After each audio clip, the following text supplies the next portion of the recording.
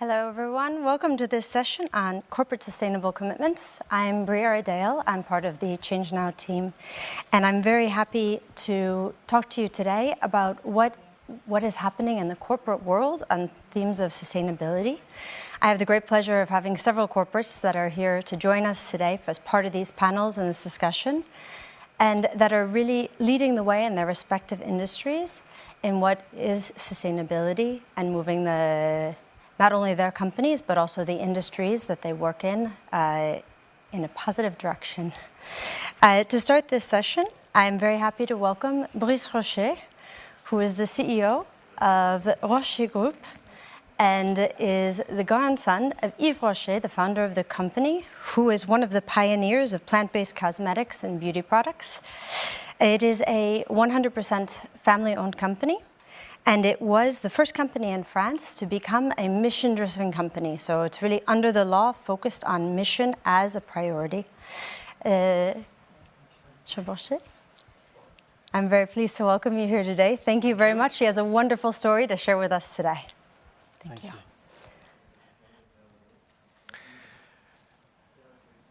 Hello, everyone. 21st century will be committed, and companies will have a mission to endorse. Let me give you an example. Today, a brand is no longer communicating to a customer anymore, but communities. And now, thanks to internet, communities are everywhere. What differentiates a community from a customer is its desire to be committed in a cause and to change the world. So it's a no-brainer for a brand today. To be in tune with communities, brands must be bold enough to be committed and to believe in their dreams. And you know what? We are not going to get a chance to get people to remember much about us. So we have to be crystal clear on what we want them to know about us. Because in today's world, the mission of the company is as important as the company itself. As it turns out, there's a recipe to establish the mission of a company. And for that, you need to respect 4 specific ingredients. First of all, to define the purpose of your company, you must tap into its roots to make it true. Then,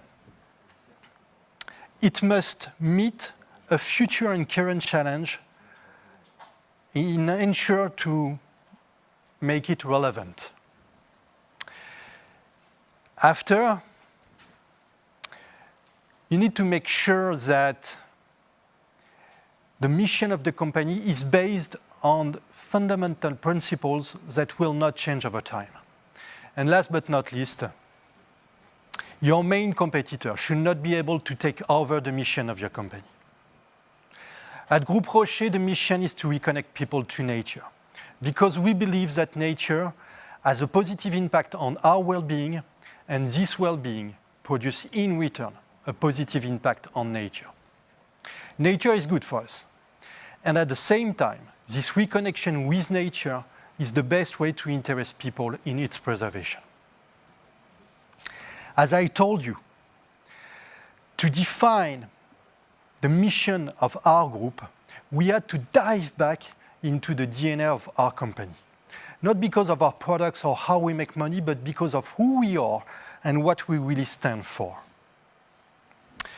We started with my grandfather's personal experience, who always believed that nature was and is actually our future. He knew this because at the age of 14, just after his father passed away, he had an intense experience with nature for 2 years. Obviously, he was filled with great sadness, which made him take refuge in the woods. You know, back then, he wasn't surrounded by so many distractions. We were in the middle of the 40s in a small village in Brittany. And nature gave him exactly what he was looking for: appeasement, consolation, and protection. Well-being through a way of life that is more peaceful, healthier, and respectful of the world around us. This experience is part of the DNA of our company.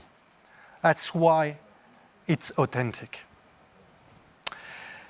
After, we had to make sure that the mission was and is responding to one of the biggest challenges of our time.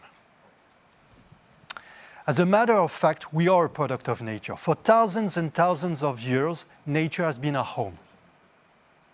But somehow, we as people have left nature behind. We've swept nature away from our lives, lives increasingly disconnected from the natural world today.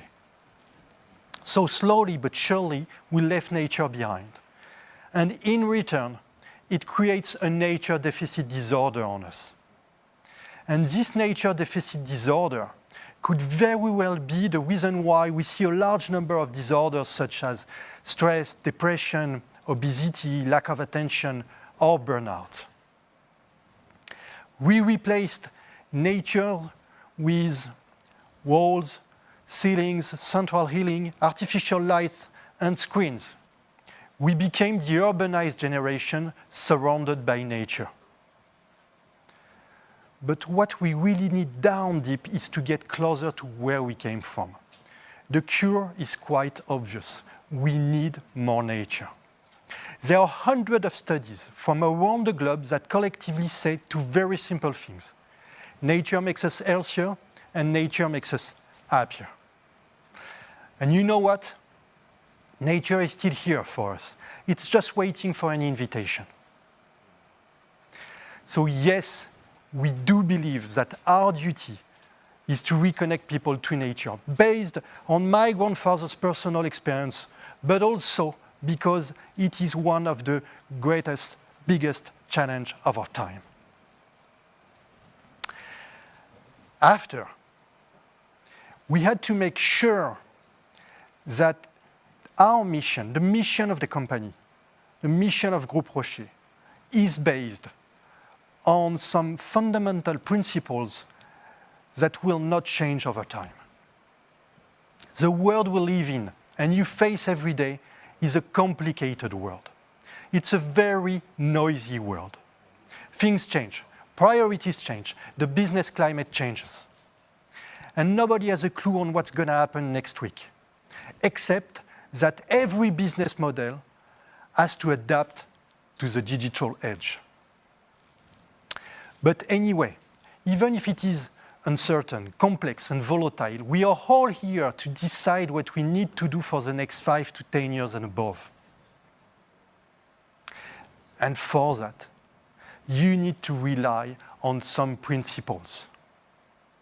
Principles that should not change over time, even if the world is changing every day. A mission-driven company has to rely on some principles. The mission is not to detect what is going to change tomorrow, but to better understand what should not change and to move in that direction. Just like a fingerprint, it's the combination of some principles that make a company unique and special. Value creation, frugal innovation, and humanistic ecologism are the principles on which the group was created, and they will remain so for years to come. Finally, it has to be specific. The mission has to be specific. In order to stand out, it has to be bold enough. But it also has to be specific to make it unique and special. And it is based on my grandfather's personal experience. But also because we've been doing that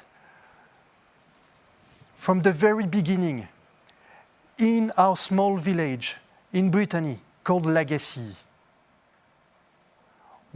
Since the very beginning, we had the opportunity to reconnect people to nature in this small village in Legacy. And this mission is very specific to our company and more precisely to my family. It's not about marketing, it's a story of a family guided by desires and a simple vision. The desire to live in harmony with the world around us. This philosophy couldn't be limited to our products. That's why we have chosen to embody and defend it through a way of life that is more peaceful, healthier, and respectful of the world around us. This art of living, slow life, originates in our own roots, where it all began, on our land of legacy in Brittany. It is there, at the heart of the botanical beauty valley, that our story began. A place that embodies a philosophy of life where we cultivate a certain idea of well-being and harmony regained. The 2 years of close and intense relationship my grandfather had with nature were the beginning of it all. This experience is the cornerstone of his entrepreneurial project. It brings him relief and willingness to undertake. It gave him a keen awareness of the importance of creating value for people with due respect for nature. The mission is something that sets the company in motion. In short, it gives meanings to its existence. Currently, we do not have all solutions on the table, but that's okay, because we believe that together, and thanks to what nature offers us every day, we will find the solutions on our journey. What we have created in legacy in Brittany is the perfect example of what we mean by reconnecting people to nature. Let nature back into our lives. It's one of the biggest challenges of our time. Remember, nature makes us healthier and nature makes us happier. To conclude, words don't mean anything unless they are backed by actions. That's why at Groupe Rocher we have decided to include in the company's corporate bylaws the mission of our group, which is to reconnect people to nature. If those words are important enough to publish, they are important enough to live by. Because we have moved from the age of storytelling to the age of story doing. Because in today's world, the goal is not to become the best company in the world anymore, but the best company for the world. Thank you. Thank you, Bris. I feel like I should shake hands, but we're not allowed. So thank you very much for joining us and for sharing your story with us. My pleasure. Thank you very much. It's a pleasure.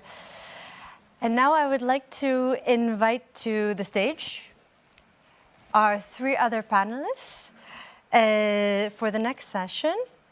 Will be Jean Hornain of CITEO, Anne-Sophie Fontaine of Bonduelle, and Antoine Portmann of Danone Waters. How are you doing? No, c'est bon. Hello, everyone. I'm very pleased to welcome for our next panel. Please come and join me on stage, because we can be on stage, which is already quite a privilege. I have with me today Antoine Portmann, the General Manager of Danone Waters France, Anne-Sophie Fontaine, Head of Sustainability and Corporate Communication at Bonduelle, and Jean Hornain, who is the CEO of CITEO. Welcome and thank you for joining me today. I think we're covering some very large subjects today in terms of sustainability. And so I wanted to start with asking you each what sustainability means in the context of your companies, because I think these are very different things in each of your different industries. Anne-Sophie, ladies first. Thank you. Thank you.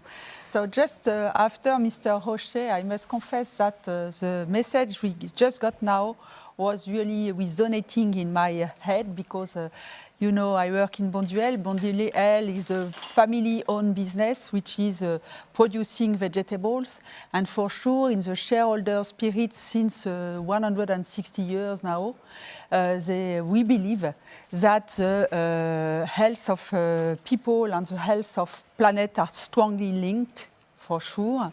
And we are really focusing since years now to protect the soil and to feed people with healthy and sustainable products.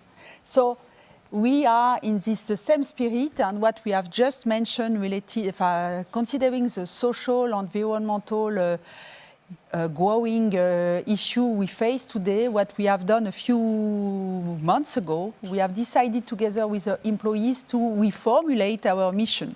And I share it with you because I think it says a lot about the sustainability in Bonduelle. We inspire the transition toward a plant-based diet to contribute to people's well-being and planet health. That's the way we explain the reason why we exist in Bonduelle. And I think it's a good summary of what we want to do as a sustainable company. Very nice. Thank you. And Antoine, can I to you? Yeah, sure. Thank you. Thanks for the invitation. You know, at Danone Waters, we have Evian, Volvic, Badois, and La Salvetat. And all those brands are natural mineral water. So in a way, they come from nature. They have unique mineral composition for years and years. So in many ways, we owe everything to nature. This is deeply rooted in our DNA. And actually, it's been a journey for many years into accelerating our transition, accelerating our commitment to sustainability. I'm super proud because recently with Evian, we just got awarded the Corp Certification, which, as you might know, is a very, very demanding set of criteria, recognizing companies that not only do an impact on the economic point of view, but also on a societal and environmental point of view. So that's a very inspiring journey for us, but that's also a lot of responsibility because we know each time that we need to move faster. No, it's a very strong. We're going to talk about the next panel. We're going to talk a lot more in depth on B Corps and what that means for folks that are interested. That's coming much more in depth. And Jean, for CITEO. Yes, thank you for the invitation. For us, sustainability means circular economy in the field of packaging and paper, because CITEO is a company that was created by those people, you know, at the great pioneers. And at the origin, the company has to run what we call extended producer responsibility, which makes producers, those people who sell product with packaging, responsible for the end of the life of the packaging. Yeah. And that was a great innovation back in the 1990s. So it's really a pioneer in circular economy. And how does it work? Each time they sell a product, they contribute, so they pay according to the material. We run glass, steel, aluminium, plastic, cardboard, and paper. And they pay a fee, which is eco-modulated. So the more it's recycled, the less they pay. The less it's recycled, the more they pay. So there is a strong stimulation for circular economy. And there are about in France 30,000 companies putting up each year 800 million euros to pay for eco-design programs, to pay for mobilization of citizens. Please put your packaging and your paper in the right bin. Yes. It's usually yellow, but not all the time. And then to pay, we have deals with municipalities so that in the streets and in people's houses, there are containers to collect the packaging and the paper so that we can sort them and then send them back into economy. And the recycling rate today of packaging, household packaging, is 70%, 70. And for papers, it's 60%. I'm very I wasn't there at the beginning, I was too young, but it was really a great innovation. We know that we need to go faster, further. Time is running up, but I think we have the tools, maybe we'll come later to that, to change now. Yes. No, and that's exactly actually what we're coming to right now.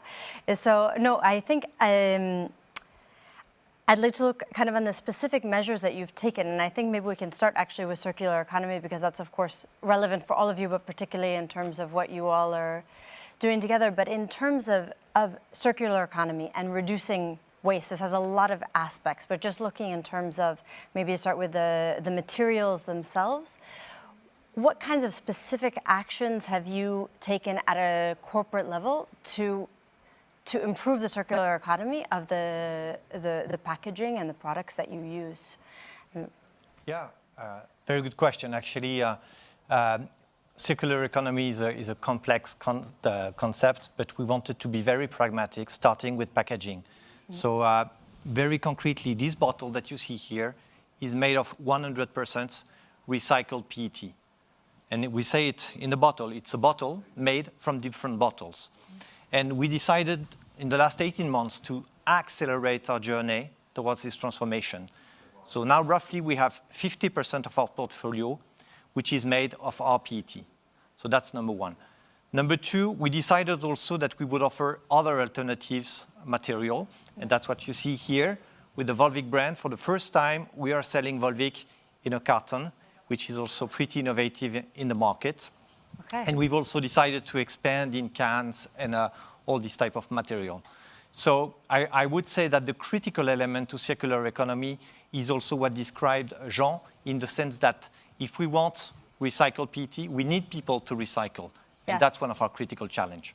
Yeah, no, and I want to come to this because I think actually the consumer interaction is very interesting for all of the work that you're doing. But before we go there, and in terms of the materials and changing, what is CITEO doing to really drive recyclability of the materials themselves or alternate materials? In fact, what we aim at is what we call 100% solution. It means all packaging and paper have reusable or recyclable solution, which is not the case at the moment. And as far as changes we are doing, maybe I can tell you two main changes. Well, the first is ourselves, because we can ask everyone to change, but we need to change ourselves. And we became also a purpose company last year, 2020. We were a natural-born purpose company, but we decided that we should go along with these people, go further and set a higher ambition, which is in fact not only to recycle, to collect and recycle, but really to help and engage the stakeholders, and especially the companies, to adapt production, distribution and consumption to the preservation of the planet in all its dimensions, not only resource, but also climate and biodiversity. So we started that move, and this is in our bylaws. Mm-hmm. So it's it's a change, it's a new change of this company, very faithful to the people who created it.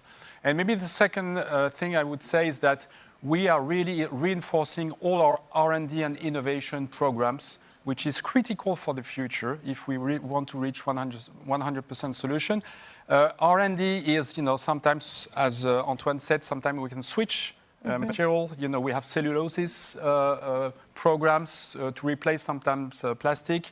We support reuse programs throughout France. Mm-hmm. We even are studying biomimetics, which is something rather new, maybe closer to biology. And then we also, and as a matter of fact, we are launching today also a circular challenge accelerator to help startups and companies find solutions. We were running a contest in the past years, and we are transforming this into an accelerator. And we have a lot of solutions. We're working with the companies. Last year it was a reuse parcel.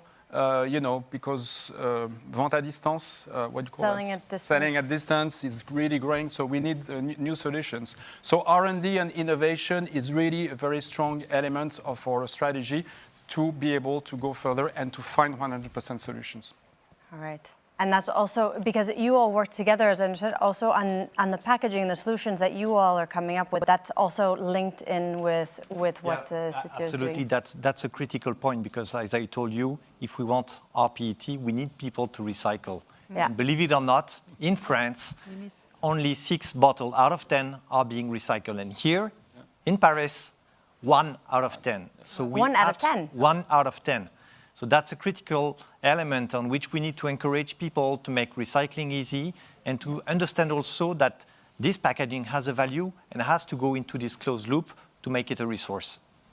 And how are, because this, I also want to draw you in now that we're beyond the plastic materials, but how are you actually speaking to consumers about this? Because 1 in 10 is not very strong. And it's surprising to me that it's actually worse in a city, because in a city like Paris, you have recycling containers everywhere, right? It's very easy. Everyone in their home, you go downstairs, you drop your trash, and there's a recycle container there for you. So in theory, it should be easier actually in a city than it should be anywhere else. So how are you speaking to consumers to get them to actually change their behavior? And looking at that beyond just the packaging and the plastic, but changing their behavior of consumption and how it relates to you as a company. Yeah? Yes. Jump in? It's true that one of the main issues, I mean, there are 2 things really at stake. The first one is plastic, because it's, you know, we've dealt with the glass, steel, aluminium, cardboard, paper. And as far as plastic, half of plastic packaging today has real solution. Antoine's bottle has solution. You know, it's PET, it's recyclable. We just need to collect it, and you know, you can really make it circular. There is another half which needs either eco-design programs and new recycling technology. And in that field also, new recycling technology, chemical, enzymatic recycling technologies are coming up, which will enable us to find solutions. Then we need to collect.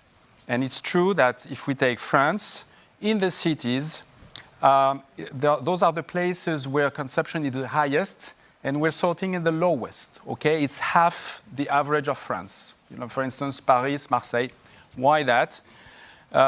For different reasons, you know.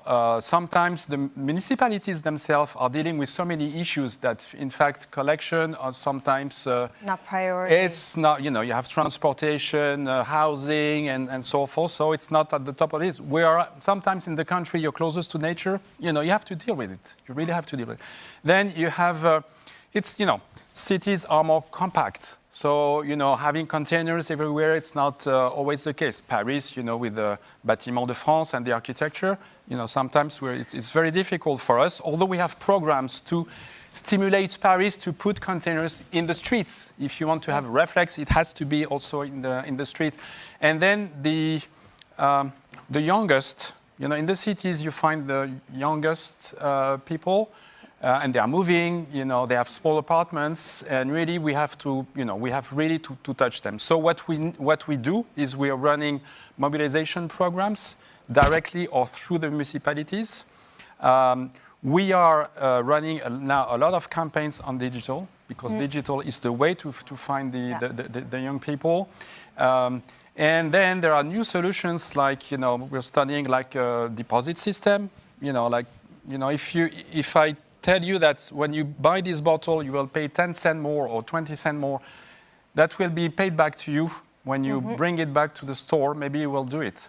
And so that's all the solutions which are being studied today by everyone, because we need to find 100% solution. And when we have a fully material like PET, you know, it's stupid not to collect it. To collect it. Okay, and then Sophie, sorry, on a different, because beyond the circular, you have a lot of other issues that you work with on customers. I'm very interested in plastic, but I must confess that in a company like Bonduelle, we produce many products in can, which is endlessly recyclable. So we could say that we are lucky. But I think that this conversation is very interesting for another reason. I think that in the food industry, we used to produce and sell. What's happening now is that we have to do more. We are really responsible for the full chain, what we used to say in Bonduelle, of course, because we are producing vegetables. We are really responsible from the field to the plate. And we are accountable for that. We cannot control everything. But I think it's very important for us. And in the key objective of the sustainability in Bonduelle, we are doing a lot in order to help the agriculture, agroecology, because we have to help and find solutions to protect the soil. This is a way as well to do circular economy. We have as well to develop some products which are eco-design and so on. And then I think that what's very interesting in the sharing we had here, now in the companies such as Bonduelle, we are really working a lot on what we call the life cycle analysis. And this is something quite new. We were not so used to do it a few years ago. But now, before launching, before thinking about a product, we think about that. And I think it's very positive. So we feel all collectively accountable for the full chain. That's what I No, would add. and the life cycle, this is something that's actually relatively new, and now the standards for this are still being developed, if I understand, right? So everyone has a bit their own methodology, and now it's slowly coming together where it becomes something that's more standardized, and then obviously easier for companies to follow and to adapt those practices. And Antoine, anything to add? No, I would just say that, circularity is a complex topic. The more we can be educational about what carbon neutrality stands for, about the difference between recyclable, the more you will engage consumers. Because I think everybody wants to make a small gesture for the planet or a big gesture for the planet, but it all comes from our ability to explain. And at Evian, Volvic, we spend a lot of time on this education and making sure that people understand where do we come from, why do we have to use packaging to protect the purity of our mineral water, but also that it's not a waste, but it's a beautiful resource that we can use again and again. Yeah. No, and I think it's hard because also as a consumer, there's times, I think we all probably feel, there's times that you feel very small, right? And so it's your individual contribution doesn't feel necessarily like a lot. And that this is a problem, actually, because people don't necessarily feel individually responsible for their own behaviors.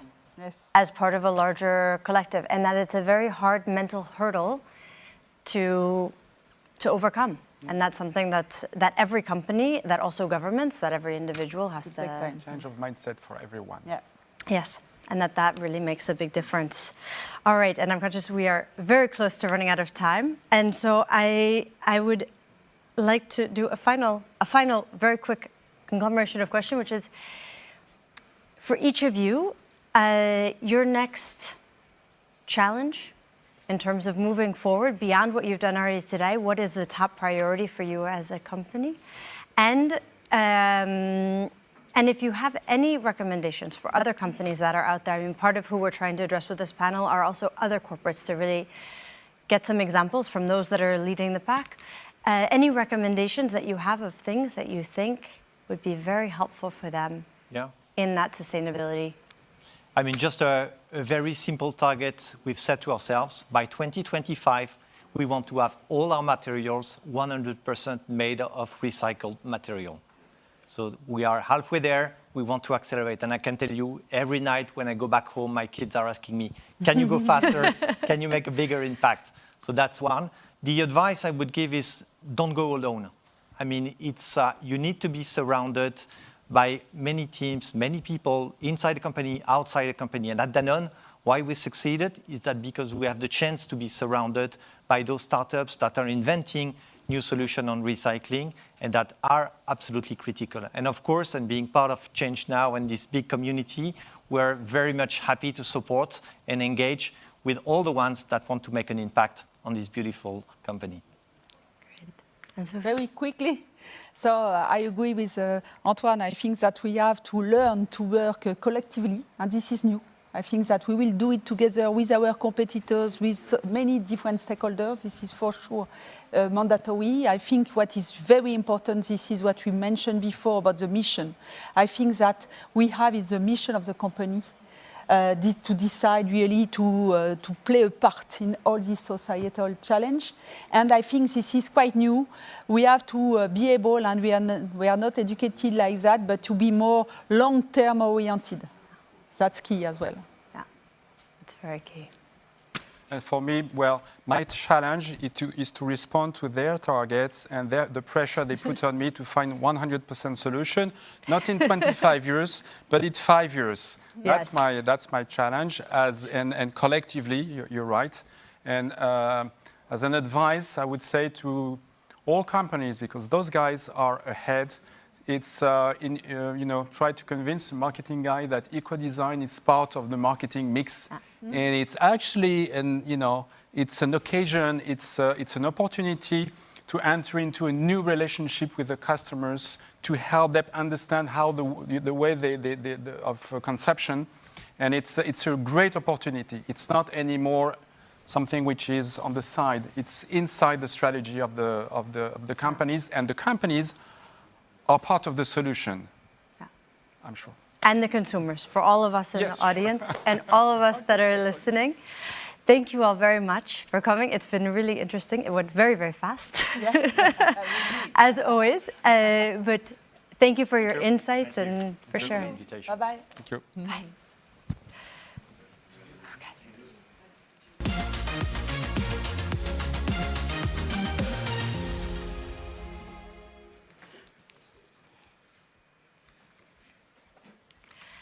All right, and I'm very happy now to welcome for our second panel two lovely women. There'll be 3 women on stage, so it's always nice, especially as we have a Women in Change event today as well.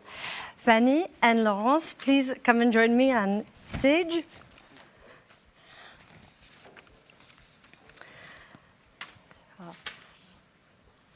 I'm very pleased to introduce, and I'll ask you all to introduce a bit more extensively now, Laurence Mehaignerie, who is the co-founder and partner at Citizen Capital, and Fanny Auger, who is the brand director at Nature et Découvertes. So can I ask you to introduce yourself a little bit and also explain a bit what your company actually does, because very, very different companies with very interesting missions, both. Well, hello, nice to meet you all. I launched Citizen Capital 12 years ago. At the time, it was, I guess, one of the first, what we would call impact investing funds in France and probably Europe. The word was not yet there. And we back and finance startups and high growth, small SMEs, which we believe have a strong contribution through their business model to bringing solutions to major social or environmental issues, and are capable to develop a sound business model that can demultiplier, that can multiply their impact. Very nice. So my background is in impact investing, so I was very, very happy to see. Very happy to see. It's really a wonderful company, and it's very nice to have impact and investment also as part of a discussion on how companies can be more sustainable. Because I think often investors are a bit left out, and it's more companies like Nature et Découvertes that we think of as making that kind of difference. So exactly. Very nice. And Fanny, can you please tell us more about Nature et Découvertes and yourself?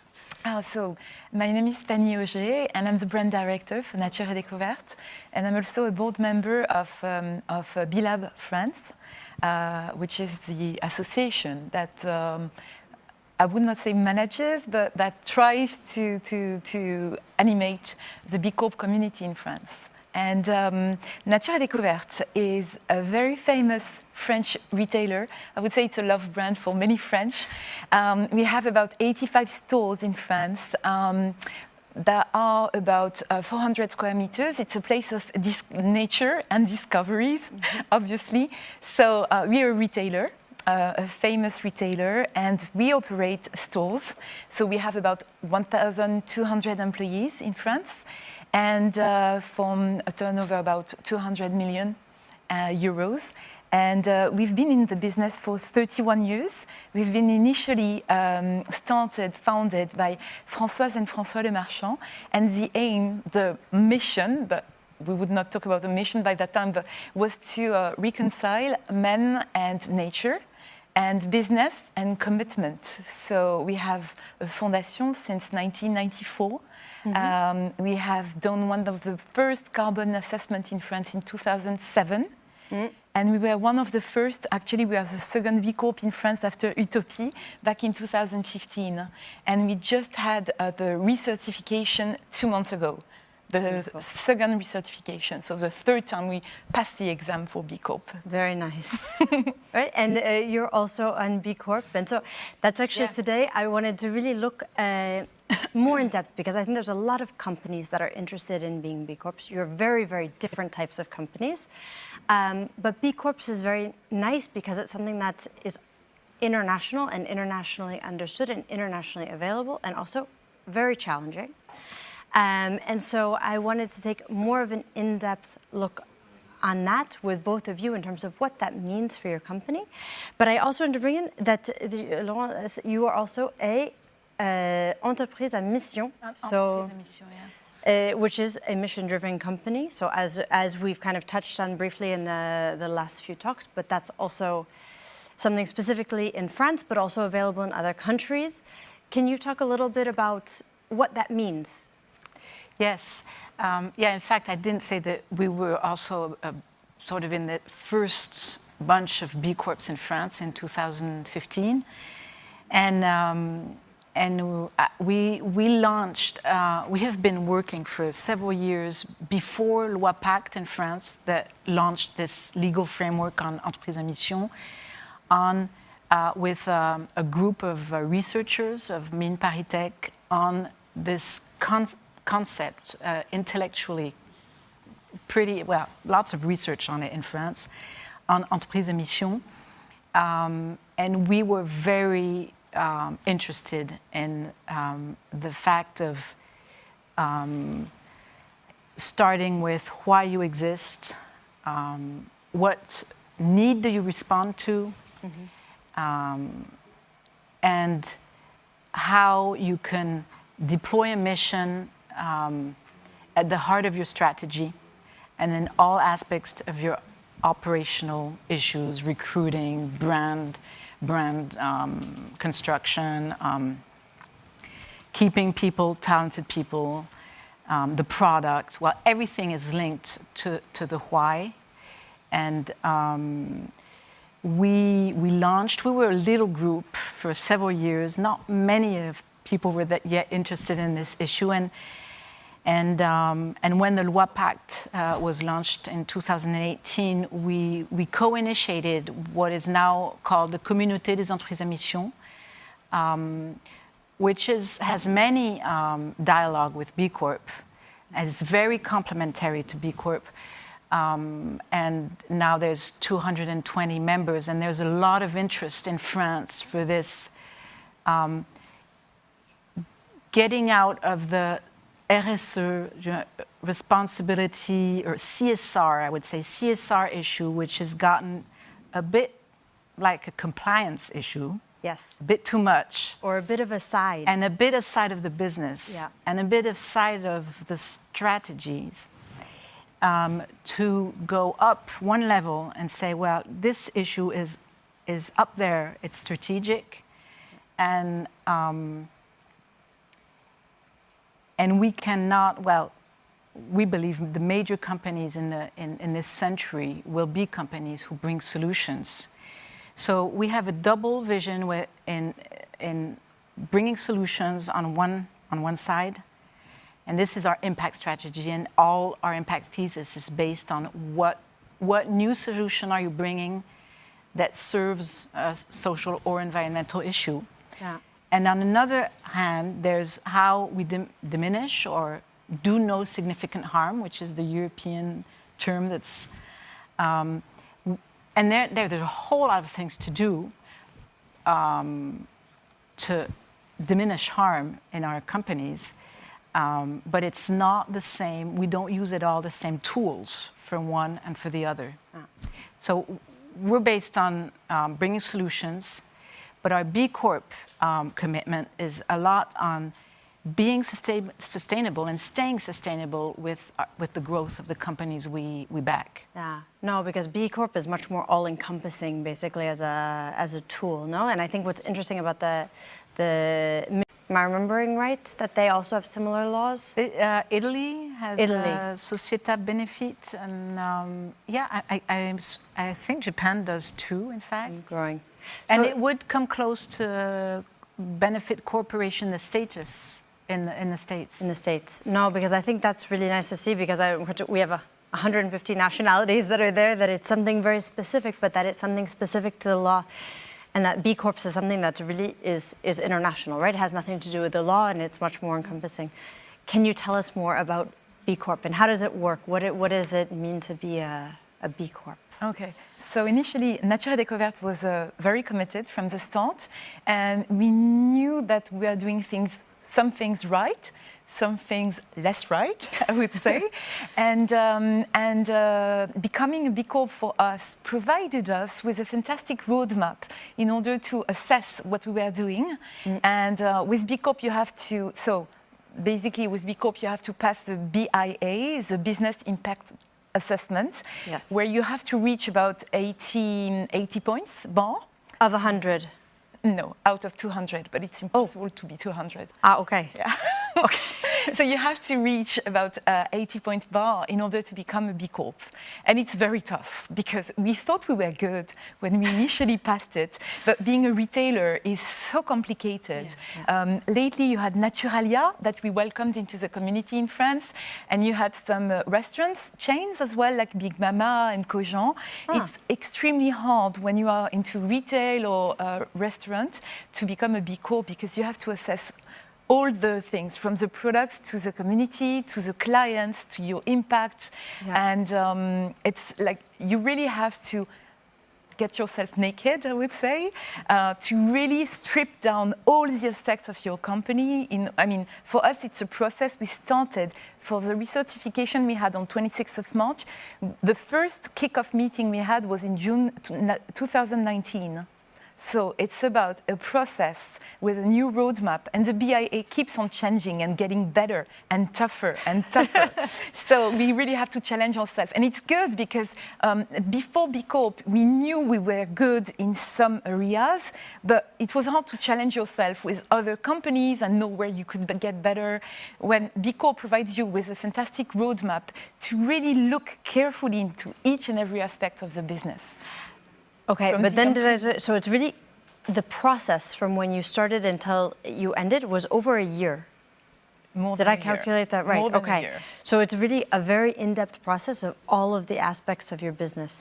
Okay, and then what does that look like for you as a fund? Well, I should say we don't have the same merits as Nature et Découvertes or other retailers like Camif, which is a company we invested in and with whom we applied to B Corp at the very beginning. As we are a small company, it is much easier for small companies because we have less to, more exposed. Less to expose. And as our thesis is on impact, I think we were very well noted on what they call the customer part.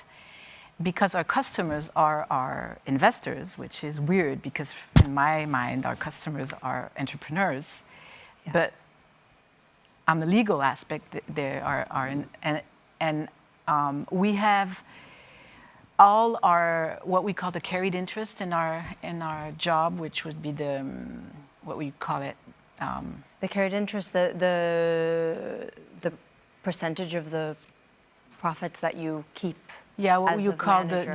rémunération, well, I forget the name even in French, is linked half to our financial performance and half to our social performance. And I remember we got a lot of credit from B Corp on this issue. And so it wasn't, I think, as hard as for retailers, which I know is a very big issue, especially for les fournisseurs, how do you call them? Suppliers. The suppliers. And products. Very hard, especially because at the time it was a very short distance. I remember Camille was saying, well, this distance for me is in the sea, because we don't have the same distances as the US. Because but anyway, the supplier should be within a geographical yes, distance It from... gives you more points. Yeah, okay. and it was something like 334 kilometers or something. It was weirdly... So it's not good to be on the coast. You have to be inland exactly. somewhere. So he felt he was not, he didn't have the same chances. So what we really recognize ourselves in B Corp is because B Corp came with this other way of presenting the company and how the company can contribute and build its business for the world and not be the best in the world. And we in France have long had a sort of dichotomy in between doing business on one side and doing the good on the other side. And doing the good was philanthropy, NGOs. And when we came to raise funds to launch Citizen Capital, it was very, very hard for us to convince people that we could actually have both in the same company, and that company could have a very high potential in terms of value creation, both in financial and impact terms. And B Corp came with this new language for me in France, and we really needed to get out of this sort of contradiction between money and impact, or profit and impact. And then we considered that it was a great assessment for the companies we were backing. So we systematically push our companies to assess themselves with B Corp. It could be alone, because the assessment can be done alone. And we are thinking right now to fully integrate an assessment, but it couldn't be the whole assessment. It would be too much work in the due diligence period. But maybe sort of, I'm talking about that with B Corp right now, but if it could be possible to have sort of the essentials of B Corp in a due diligence for investors like us. Yeah. And that would be a point, I mean, a real criteria in our investment strategy. Although we consider B Corp doesn't assess the mission, the purpose, and the contribution in itself. It doesn't note that. Oh, really? No.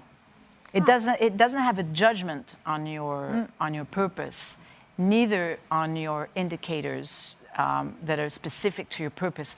In fact, B Corp is made to compare yourself, which is really great. Yeah. Whereas your purpose is, by definition, unique.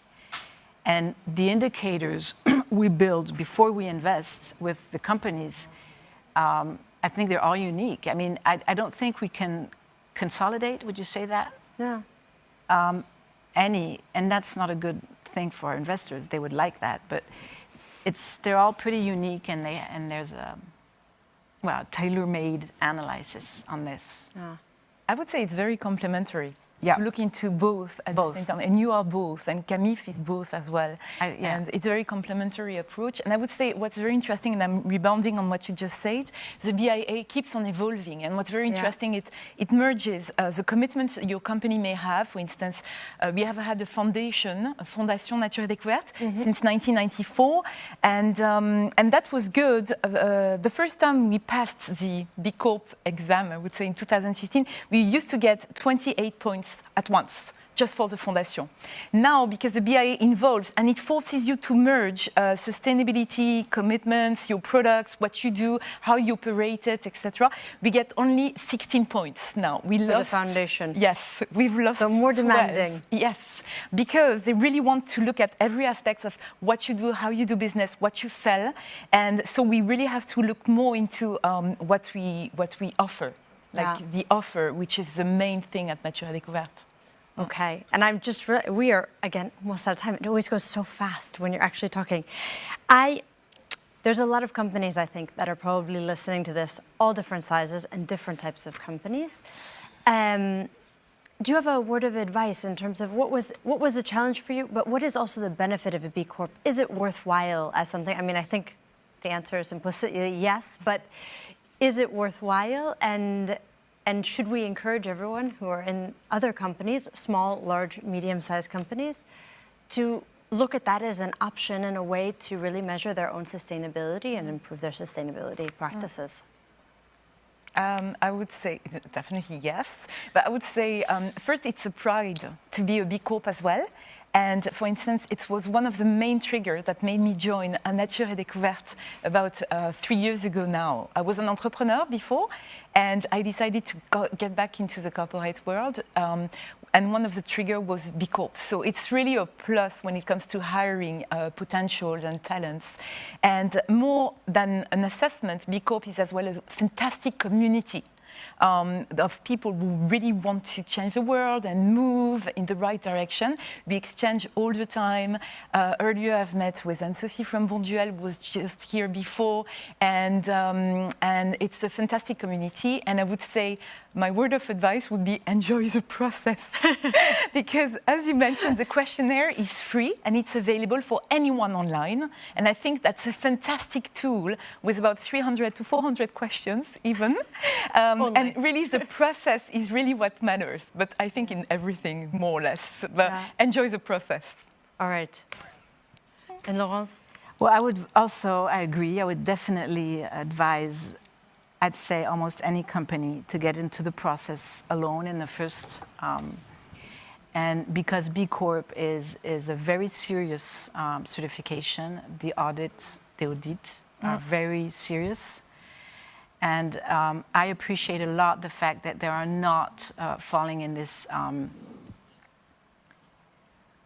multiplication of indicators. You know, the European Commission now is in their new work there's more than 1,000 indicators, and when it's too much, it gets more of a constraint than an opportunity. And I think B Corp is managing to stay as a real opportunity.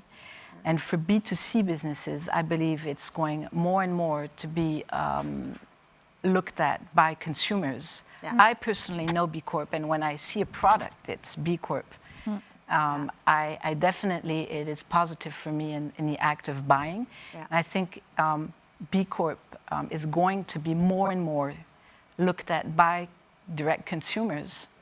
Yeah. And I would also advise, well, in France and maybe in Europe, to do both together, the B Corp certification, alongside with a work inside the company on the purpose and the targets you fix to accomplish this purpose, and the indicators that are just yours, that are just tailored to your contribution to society.